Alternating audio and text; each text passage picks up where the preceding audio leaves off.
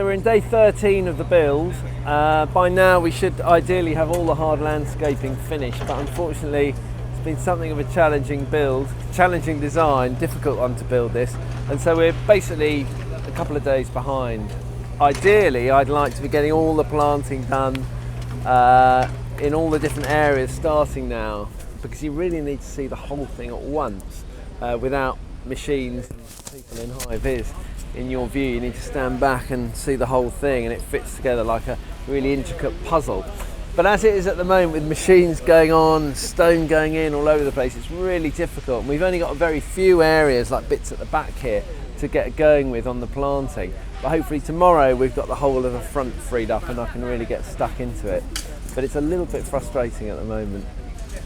You can see from all this stone, which I chose because it has a kind of dry quality about it, that this is a fairly arid garden. So we're sort of doing dry Mediterranean climate planting, not Mediterranean geographical region, but Mediterranean climates, plants from all of those regions around the world. So they might have a wettish winter, but then they're used to being dried out in the summer. And of course this is spring, so things are going to be in flower and a little bit lush.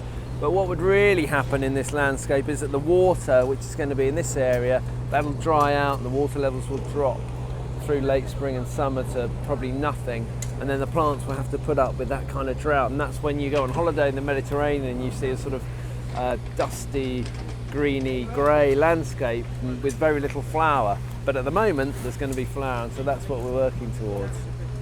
All the stone here is a limestone. It's actually from different places, but all the rocks here and the stones in the stream are from Dorset. It's Purbeck stone, and it's from the late Jurassic period. And so too is the Stornstone that we're using for the bridges here in the islands.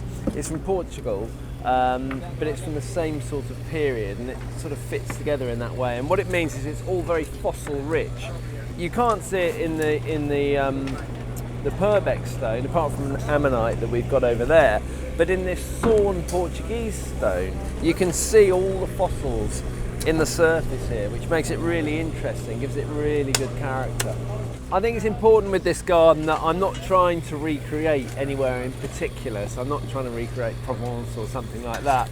What I'm trying to do is a sort of imagined landscape, and I suppose what I've done in a way, I've cherry-picked things that I've seen from my travels around the world in these different places, and I've brought them all together into this sort of place that exists only in my mind until now, and here it is.